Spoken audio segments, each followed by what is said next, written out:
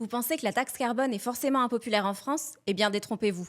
Les Français ne sont pas si réfractaires que ça à l'idée de payer plus pour sauver la planète, à condition d'y voir un vrai bénéfice. Voyons pourquoi.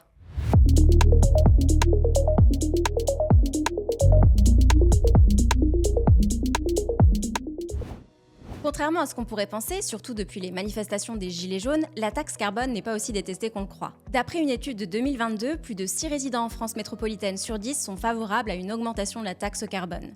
Mais il y a un mais. Ils veulent en échange une mesure qui leur redonne quelque chose, que ce soit fiscalement, socialement ou écologiquement. Prenons un exemple. En Suède, la taxe carbone a été introduite dans une grande réforme fiscale au début des années 90. Et pour que ça passe, le gouvernement suédois a baissé les impôts sur le revenu et les taxes sur le travail.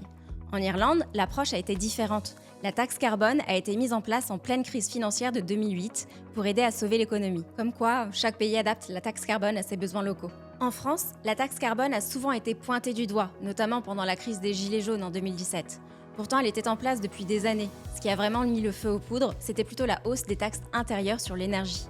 Mais une chose est claire, les Français ne sont pas fermés à la taxe carbone, du moment qu'ils y voient des bénéfices. En fait, sans contrepartie, l'adhésion à cette taxe chute de moitié. Le message des Français est clair. Ils ne sont ni indifférents à l'écologie, ni opposés à l'idée de faire des efforts pour l'environnement. En 2021, 66% des Français se disaient prêts à changer de façon significative leur mode de vie, à condition que ce soit juste et partagé par tous. Et ils sont même 77% à vouloir que l'État prenne l'écologie aussi sérieusement que la gestion de la crise du Covid.